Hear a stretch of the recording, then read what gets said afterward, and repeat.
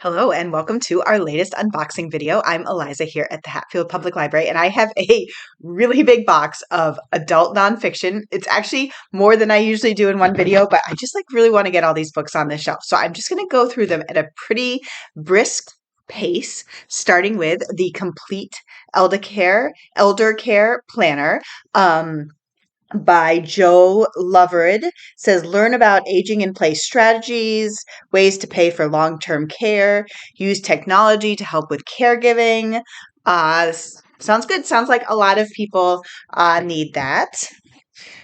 Also, in the sort of similar realm, the Treating Arthritis exercise book by Christine Horner and Margaret Hills.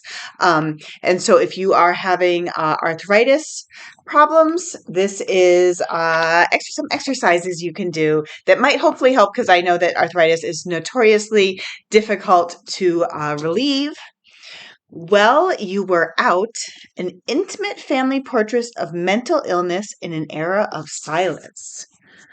Oh, it tells it says the memoir does the nearly impossible. It tells the deeply personal story in also in the context of a nationwide mental health crisis. Wow.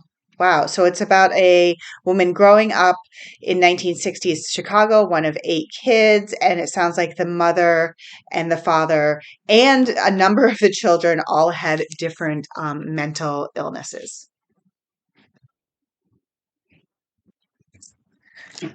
Oh, we have White Rural Rage, The Threat to American Democracy, Tom Schaller and Paul Waldman. I think this just barely came up maybe it was on the bestseller list, New York Times bestseller list, and I was like, oh, did we get that? Yes, already here. Perfect. It says a searing portrait and damning takedown of America's proudest citizens who are also the least likely to defend its core principles. So, and this is talking about white rural voters who hold a lot of electoral power because of the way the country is set up. But what does the book talk about? Why have they failed to reap the benefits from their outside political power, and why, as a result, they're the most likely group to abandon democratic norms and traditions? We have The Anxious Generation by Jonathan Haidt. Oh, how the great rewiring of childhood is causing an epidemic of mental illness. This is me. I have two. I have one teenager and one preteen, and the phone thing is really tough. I've also been reading about this book.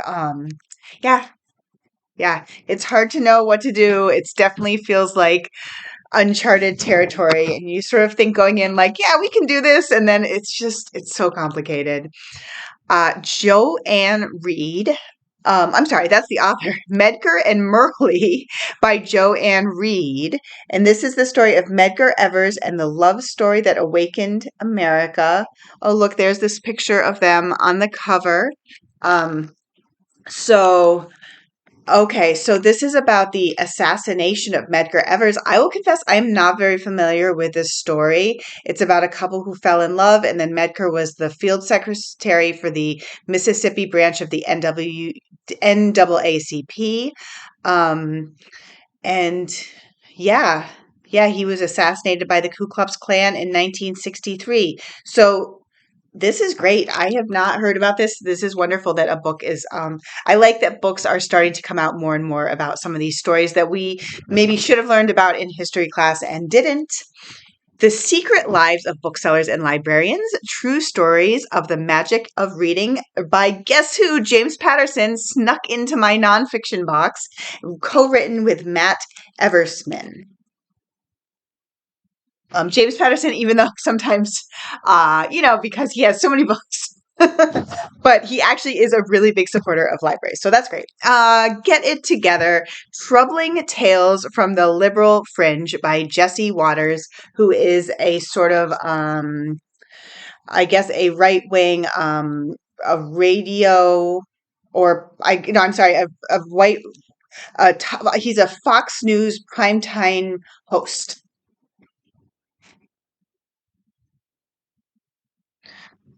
We have Burn Book, a tech love story by Kara Swisher. Love this cover. I love the flames in the sunglasses. I don't know who this person is. I'm not really familiar, but they look so cool. They've definitely got the look.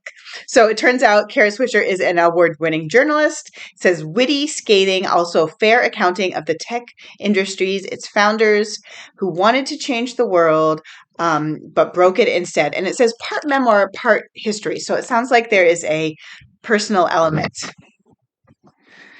Scattered Minds by Gabor Mate, MD. And this is the origins and healings of attention deficit disorder, becoming more and more common, apparently. They say. I don't really. Uh, Super Communicators by Charles Duhigg. It says how to unlock the secret language of connection. This looked like maybe, I don't want to say generic, but for me, this didn't really like say a lot. And then it turns out there are a ton of holds on it. And he wrote The Power of Habit, which I guess was super popular. So clearly people are definitely being communicated with by this super communicator. And so he says, basically, it's just about how to be a skilled communicator on multiple levels. Yes, I'm 6 minutes in. I feel like I'm going through this box pretty fast. Oh, good. This is an important one.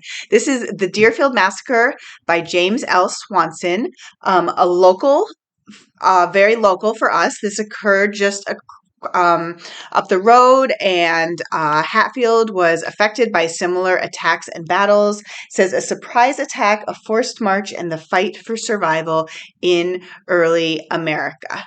Yeah, and if you go just up the road, you can actually go to the museum and see the door where that hatchet was smashed. Presumably not the same one they used in the cover. Yeah, so I think a lot of people around here are going to be interested in that. We have Ned Blackhawk, The Rediscovery of America, Native Peoples and the Unmaking of U.S. History. So this is, there's been a couple books like this recently, sort of re-looking at American history, much more from the lens of Native peoples. And this one says 5 centuries of Native and non-Native histories. European colonization, right up until now.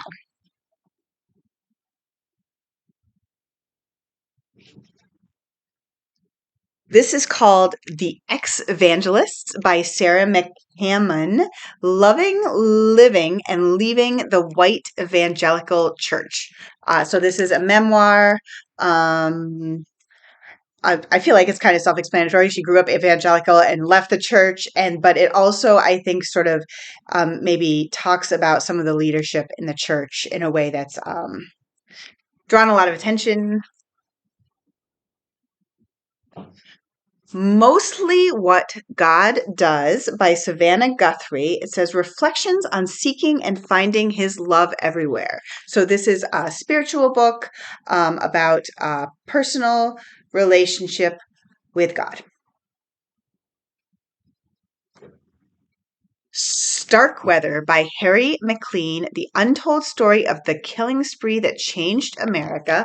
Another event that I am afraid I don't really know about. 1958, 19-year-old Charles Starkweather murdered his parents and sister. Wow.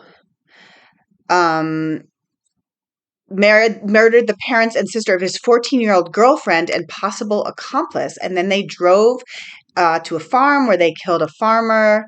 Oh my God, 10 people were killed in total, and they called out the National Guard. This sounds like a very big and dark, but probably very interesting series of events. Slow Productivity, The Lost Art of Accomplishment Without Burnout by Cal Newport. This is interesting. So this book, I'll tell you what the book's about. It says, do fewer things, work at a natural pace, obsess over quality. I actually just hit 15 years working at the Hatfield Public Library, and I do feel like part of what's helped me is, I think, and also the support of the community, is I haven't really ever felt pressured to be like, I have to do all these things right away. Like, I have been able to pace it out, and that's why I have had a wonderful and overall very productive 15 years, and hoping for more. So yeah, so I like this, how to prevent burnout.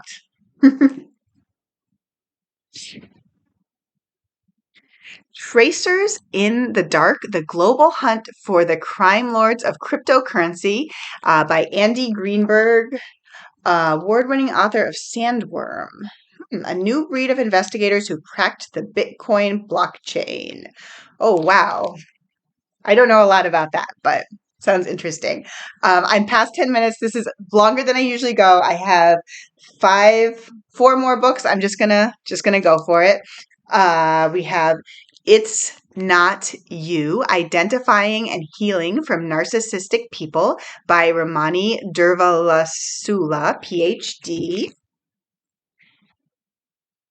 We have A Thread of Violence, A Story of Truth, Invention, and Murder by Mark O'Connell. It's sort of an intriguing cover. This one I remember reading about, actually. So it's one of the most, it takes place in Ireland, one of the most brutal true crime stories in Irish history. But I guess I thought that they said, I think the man is actually either he's no longer in jail, and the reporter sort of went and tried to track him down and talk to him. Yeah. I can't remember the whole story, but I remember it sounded really interesting. There's a little fiction one that snuck in there. We have Legacy, A Black Physician Reckons with Racism in Medicine by Uche Blackstock, MD. A rousing, captivating story of a Black physician, her career in medicine, deep inequities that still exist in the U.S. healthcare system.